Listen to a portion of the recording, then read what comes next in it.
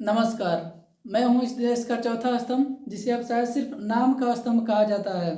जंतर मंतर पर लद्दाख के पहाड़ों का बर्फ पिघल रहा है और दिल्ली में सत्ता का बर्फ जम चुका है। एक 59 साल का वैज्ञानिक इस देश के भविष्य के लिए भूखा बैठा है। क्या सत्ता सच में बाहरी हो चुकी है या बाहरी होने का नाटक कर रही है? तो आइए देखते हैं इस देश के नीति निर्माताओं के बंद कमरे में क्या चल रहा है। आज सोनम वांगचुक जी का हाल देख के मेरी आंखों में आंसू आ गए। वो सोनम वांगचुक जी जिनकी शिक्षा क्रांति को थ्री इडियट्स में पूरे देश ने देखा। वो सोनम वांगचुक जी जो लद्दाख के हक की लड़ाई लड़ते आए हैं, आज 16 दिन से अनशन पर बैठे हुए हैं। उनका वजन 8 किलो कम हो गया है। अरे भाई, सोनम वांगचुक का मुद्दा हमारे राज्य का तो है नहीं। लद्दाख का मामला है, केंद्र सरकार देखेगी। हम क्यों बीच में पड़कर अपनी राजनीति खराब करें? और वैसे भी चुनाव सिर पर है। युवाओं को नौकरी के नए वादे करने हैं। पेपर लीक पर कोई नया बयान तैयार करो। ये अनशन वनशन तो मीडिया में 2 दिन चलेगा, फिर लोग भूल जाएंगे। हमारी कुर्सी सुरक्षित रहनी चाहिए। वो तो वैसे भी पहाड़ हमसे दूर हैं। भाई और बहनों, विकास के इस दौर में जब भारत विश्व गुरु बनने की ओर अग्रसर है, तो कुछ आवाज़ें उठना स्वाभाविक हैं।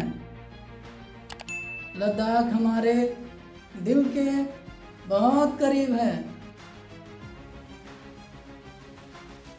लेकिन देश की सुरक्षा, कॉरपोरेट निवेश और इंटरनेशनल पॉलिसीज के सामने आंदोलन बहुत छोटे हैं।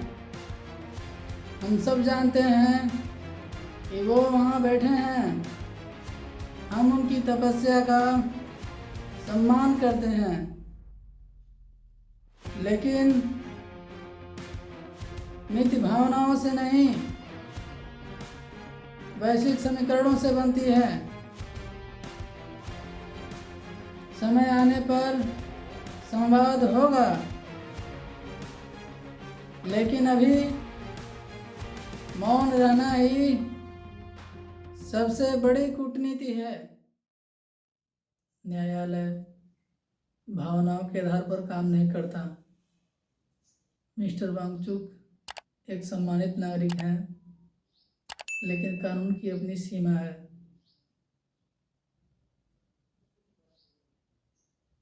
जब तक कोई ठोस संवैधानिक याचिका हमारे सामने नहीं आती, अदालत स्वतः हर मामले में संज्ञान नहीं ले सकती। कार्यपालिका को काम करने की आज़ादी है। हम चिंतित हैं, लेकिन न्याय व्यवस्था की अपनी एक गरिमा और प्रक्रिया है। कानून अंधा हो सकता है, लेकिन बहरा नहीं। हमें सही वक्त पर सही दलीलों का इंतज़ार है। साहब, हम तो सिर्फ एक नंबर है इन नेताओं के लिए। पहले नेट का पेपर लीक हुआ, हमारी मेहनत बीत गई। अब जब एक इंसान हमारे हक के लिए, इस देश के लोकतंत्र के लिए अपनी जान की बाजी लगाया हुआ है, तो सब तमाशा देख रहे हैं। सीएम को अपनी कुर्सी प्यारी है, पीएम को अपनी कूटनीति और न्यायालय को दलीलें। हम तो सिर्फ वोट देने के लिए और टैक्स देने के लिए पैदा हुए हैं क्या? हमारा भविष्य सड़कों पे तड़प रहा है और इस बंद कमरे में हंस रहे हैं। क्या ही होगा इस देश का? संसद मार्च में हम भी आना चाहते हैं, लेकिन सिस्टम ने इस तरह से मजबूर कर दिया है कि हम चाह कर भी नहीं आ पा रहे हैं। लेकिन हम पूरी कोशिश करेंगे कि संसद मार्च के लिए हम जरूर आएँ। राजनेताओं ने इस तरह से हमें मजबूर बना दिया है कि हम चाहकर भी उनके खिलाफ आवाज़ नहीं उठा पाते हैं। हमारे अंदर बहुत ही जोश जुनून है कि हम इस सिस्टम के खिलाफ आवाज़ उठाएं, लेकिन हमें दबा दिया जाता है। पर हम 20 जुलाई को आ रहे हैं संसद मार्च के लिए जंतर मंतर पर दिल्ली के लिए।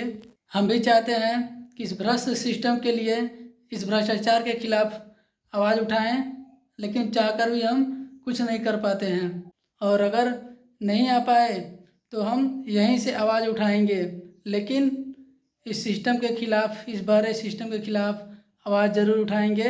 अब बहुत हो गया, जुर्म नहीं सहेंगे। तो पूरे देशवासियों, इस सिस्टम के खिलाफ आवाज़ ज़रूर उठाओ और अगर आ सको तो 20 जुलाई को संसद मार्च।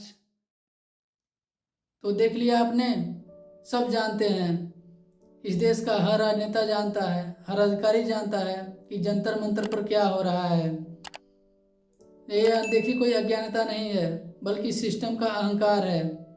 वो सोच रहे हैं कि हमें थका देंगे, लेकिन वो भूल रहे हैं कि जब लद्दाख का पानी दिल्ली की सड़कों तक बहेगा तो उनके इस अहंकार के किले को बहा देगा। पीएम चुप है, सीएम चुप है, कोर्ट चुप है, लेकिन क्या इस देश की जनता भी चुप रहेगी?